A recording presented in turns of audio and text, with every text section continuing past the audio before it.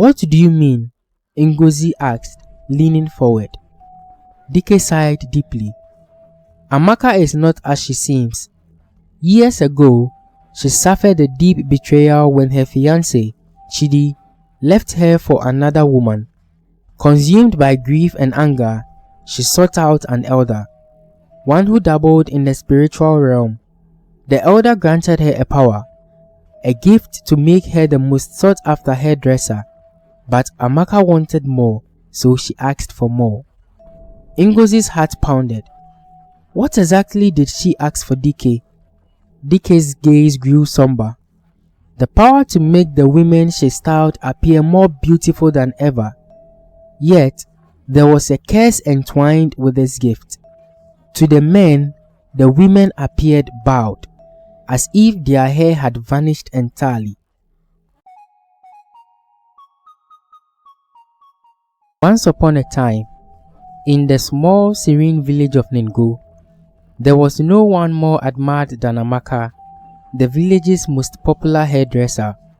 Her salon, a small but vibrant space located at the heart of the town, was always bustling with activity. Women from all corners of the village, and even those from neighboring villages, flocked to Amaka's shop to have their hair styled by her talented hands. Amaka's work was unparalleled. She could transform even the most stubborn, unimaginable hair into a work of art. Her braids were tight but comfortable, her cornrows intricate, and her weaves flawless. Women would leave her salon with their heads held high, feeling more confident and beautiful than ever. In fact, the village women revered her so much to such a point it was a common saying that a visit to Amaka's salon would change your entire outlook on life. But beneath Amaka's charming smile and seemingly benevolent demeanor lay a secret only she and the heavens knew. Years ago, Amaka had been heartbroken by the love of her life, Chidi. They had planned to marry, and she had dreamed of a family and a future filled with love. But on the eve of their wedding, Chidi left her for another woman, a wealthy widow from the next village. As a result, Amaka made a pact with an elder, a spiritual leader of the village long since forgotten by many. The pain of the betrayal consumed Amaka, twisting her once kind heart into a knot of bitterness and vengeance. And so, with a heart full of pain and a spirit willing to cross the line into the mystical, she made the pact. The elder promised her a power unlike any other, a gift that would make her the most desired hairdresser in the land. But Amaka had asked for something more, something that would ease the sharp ache of betrayal she felt deep in her soul. And so, the elder granted her wish. She handed her a sacred comb, one she was instructed to use every time she braided a woman's hair. The comb was small and unassuming, made from dark wood with intricately carved patterns running along its spine. Its teeth were sharp, with an eerie gleam that hinted at the power it held.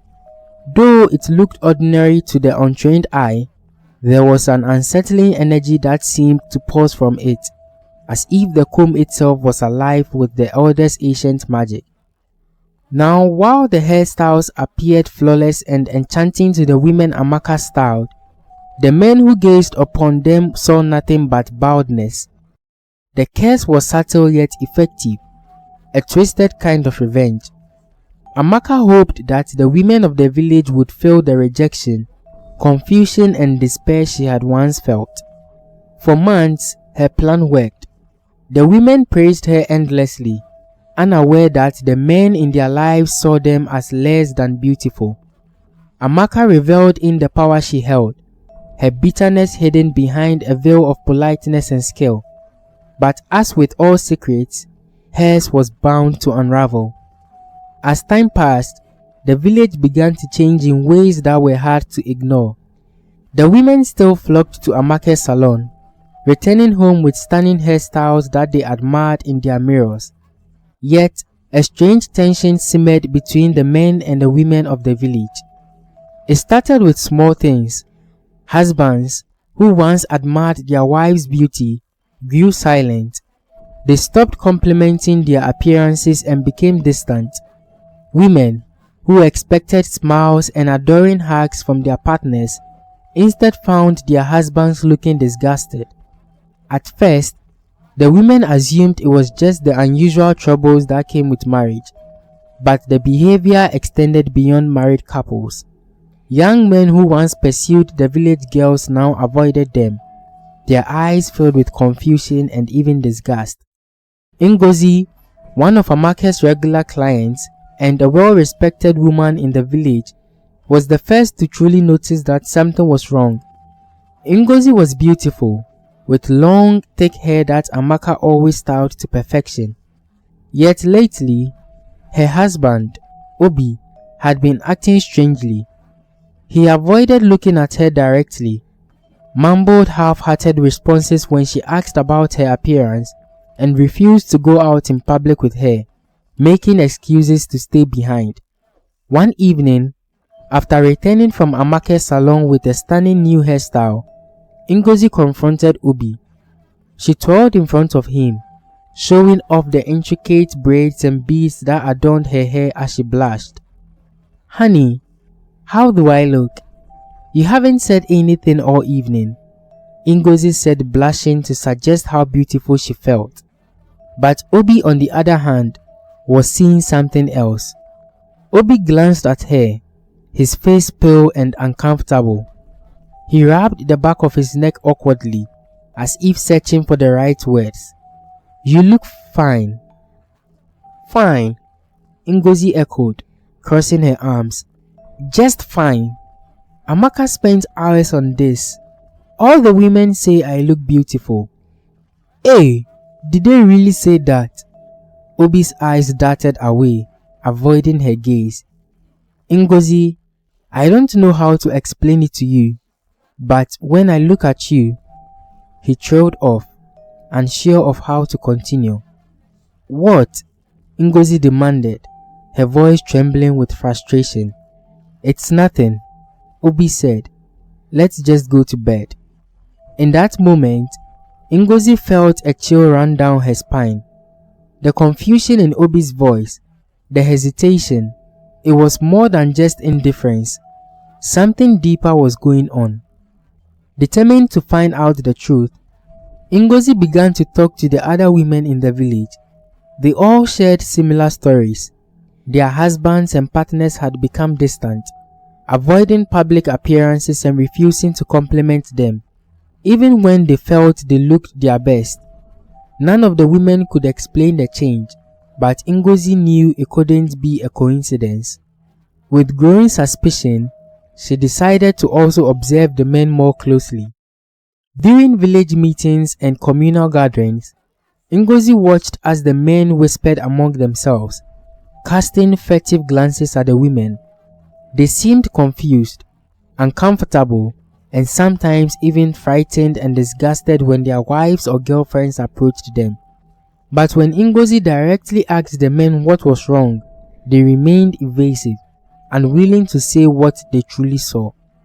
One evening, while sitting with her friends after another day at Amaka's salon, Ngozi finally voiced her thoughts.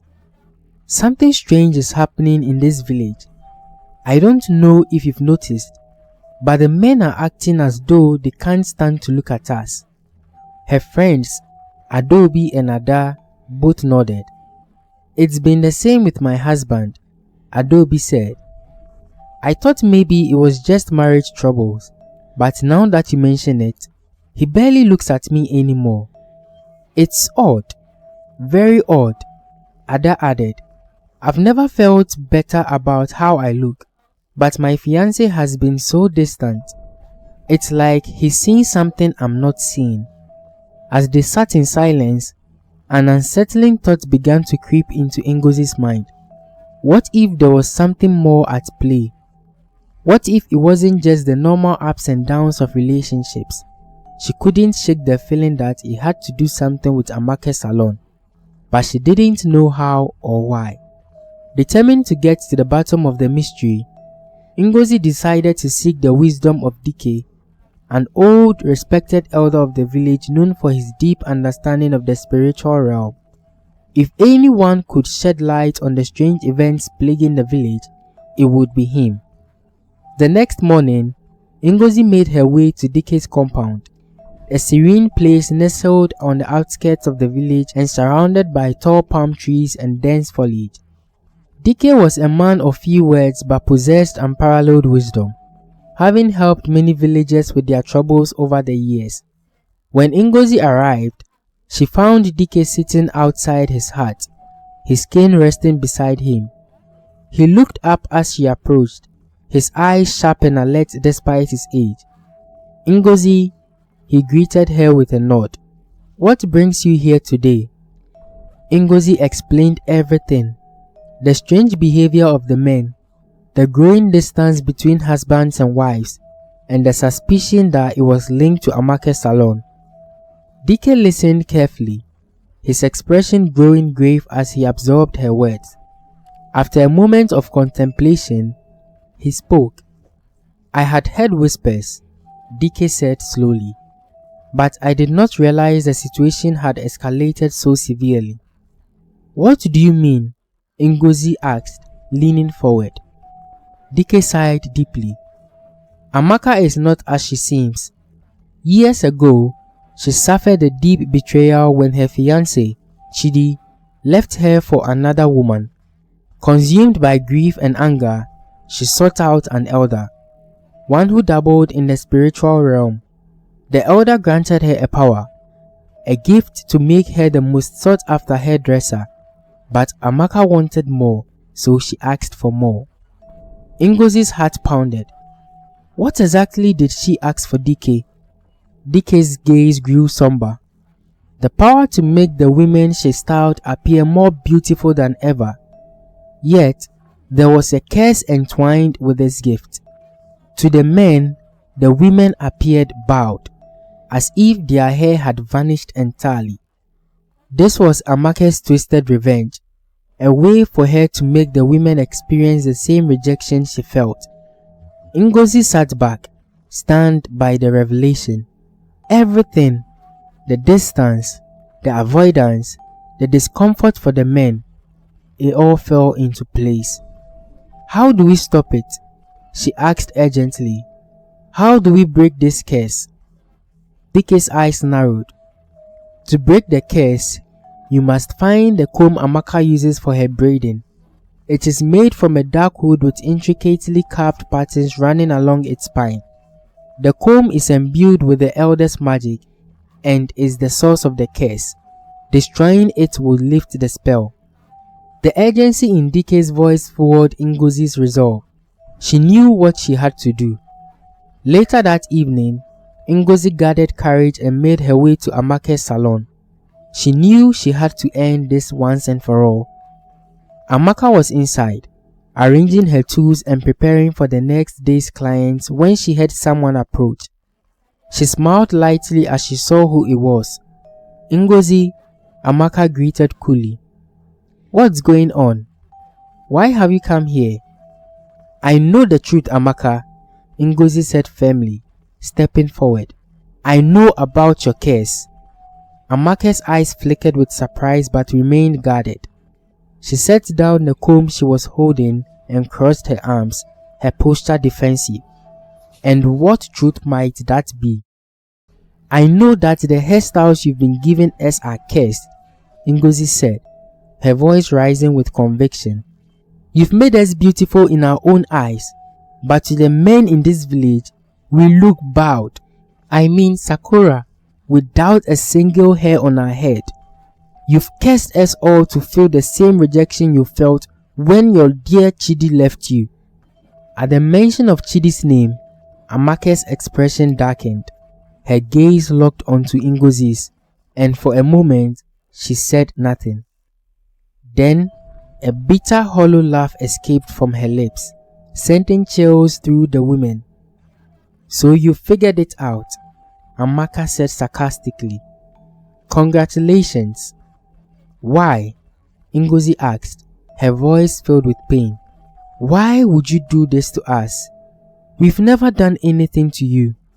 Amaka's voice twisted in anger. Do you know what it feels like to be cast aside? To be made to feel worthless? When Chidi left me, I was shattered. I realized that men will always see us as objects to be discarded or desired. I want you to understand what it felt like to be rejected, to feel invisible, just like I did. But this isn't right, Ngozi said, stepping closer. We didn't deserve this, Amaka. You've hurt us all because of something one man did to you. Amaka's face softened briefly, as if the weight of her actions was beginning to sink in. Then she shook her head, her expression hardening again. You don't understand. You could never understand. As Ngozi and Amaka exchanged heated words, Ngozi's gaze fell upon the comb Amaka had set down. She recognized it was the sacred comb from Dike's description. Without warning, she slipped past Amaka, reaching for the comb. Amaka's eyes widened in realization and she longed to stop her. The two women struggled over the comb, their hands gripping and pulling. Let's go, Amaka, Ngozi shouted, her voice strained. This is the only way to end the curse. Amaka fought back fiercely. No, don't you dare, she cried. But her efforts were futile as Ngozi wrestled the comb from her grasp. In a chaotic struggle, the comb snapped into two, and a burst of magical energy surged from the broken pieces. Amaka fell to the floor, sobbing uncontrollably. No! What have you done? She wailed, her voice filled with despair. Ngozi stood over her, a mix of sadness and resolve in her eyes. It's for the best, Amaka. I understand your pain, but hurting others won't heal your wounds. Amaka looked up at her through tear-filled eyes, the reality of her actions crashing down on her. Ngozi's voice softened as she continued. I'm sorry for what you went through, but we all deserve a chance to live without the shadow of your hurt. With a heavy heart, Ngozi turned around and walked away, her steps lighter as she left Amaka's salon. The next morning, as the sun rose over Ningu, the village felt different, lighter and freer. News of Amaka's actions, the curse, and Ngozi's confrontation quickly spread through the village. While some people were understandably angry, some couldn't help but feel a deep sense of sympathy for Amaka and the gratitude towards Ngozi. They were relieved to be freed from the curse and appreciative of Ngozi's courage in confronting the truth and bringing an end to their suffering. The men, who had once seen only baldness, now saw the women in all their beauty. Husbands and lovers embraced their partners with newfound admiration, their eyes filled with warmth and affection. For the first time in months, laughter and joy filled the streets, and the tension that had once hung over the village like a dark cloud dissipated. Amaka, though forgiven by the women, chose to leave the village. She had caused too much pain, and though the curse had been lifted, she needed time to heal from the wounds of her past. With a heavy heart, she packed her things and left, disappearing into the horizon without a word. Ngozi stood at the edge of the village, watching her go. She didn't know if Amaka would ever return, but she hoped that one day she would find peace. As Ngozi turned to walk back home, she smiled, feeling lighter than she had in a long time. The village was whole again, and though the scars of the past would take time to heal, they had come through it together. And in the end, they had learned the most important lesson of all, that true beauty is not found in how others see you, but in how you see yourself.